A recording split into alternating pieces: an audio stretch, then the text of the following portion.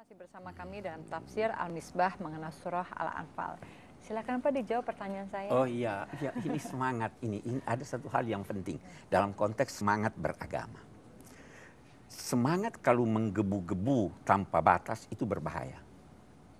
Bisa mengakibatkan kecerobohan. Memang itu ada dalam pandangan Islam. Manusia ini mempunyai 4 daya.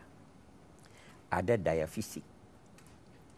Kalau kita latih daya fisik, kita terampil. Ada daya fikir. Kalau kita melatih daya fikir, kita pandai ilmu. Ada daya kalbu.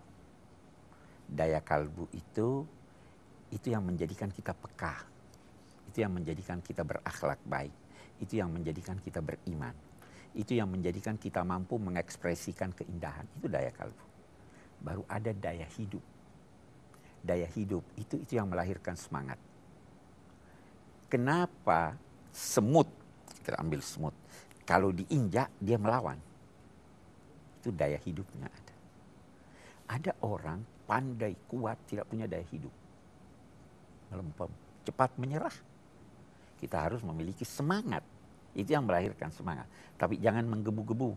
Karena kalau semangat menggebu-gebu, Anda bisa mati konyol. Ceroboh. Jadi semangat beragama pun, semangat itu juga harus terkendali. Ini semua harus menyatu.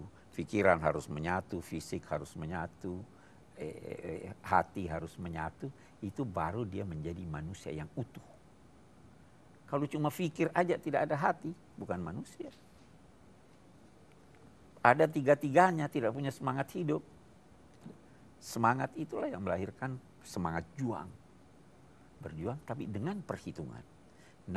Allah berfirman, wala tulqu biaidikum ila tahluka. Jangan kamu menjerumuskan diri kamu dalam kebinasaan. Berani itu bukan ceroboh. Harus berhitung. Kalau semangat terlalu berbahaya.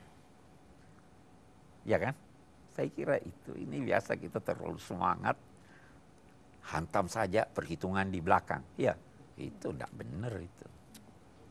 Okay. Baik Pak, kita simpulkan Pak ya. Kita simpulkan. Saya ingin bacakan beberapa kesimpulan di sini dari ayat yang kita baca tadi. Yang pertama saya kira bahwa itu membina fisik dan mental. Itu adalah mutlak dalam membangun suatu kekuatan. Tidak bisa kalau tidak ada fisik dan mental yang kita bangun. Yang kedua yang kita ingin lihat bahwa kekuatan mental itu jauh melebihi kekuatan fisik. Itu penting. Dulu kita sebenarnya melawan Belanda itu yang kuat mentalnya. Fisik apa sih? Kita punya senjata apa sih? Sangat terbatas. Kita tidak punya pesawat waktu itu. Orang gambarkan dengan bambu runcing. Tapi semangatnya, mentalnya luar biasa. Oke, kita lihat yang lain.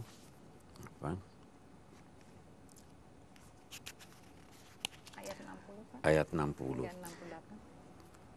Jadi tadi persiapan menghadapi musuh dengan kekuatan fisik dan mental adalah kewajiban yang harus disiapkan oleh negara dan masyarakat.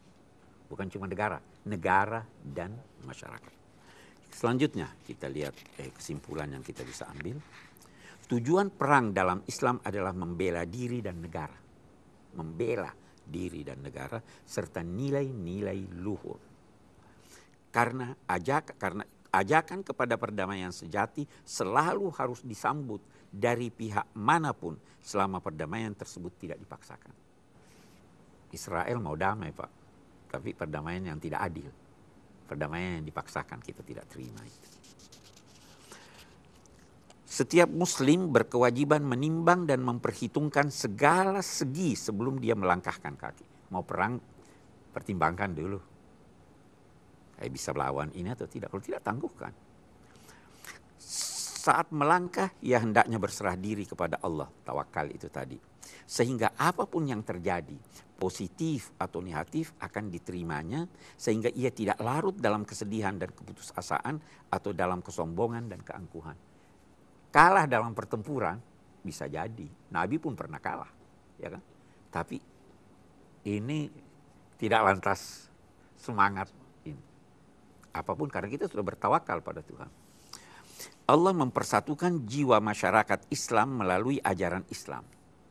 Kekikiran dan kelobaan terhadap kenikmatan materi dikikis dengan menyadarkan manusia bahwa hidup di dunia hanya bersifat sementara.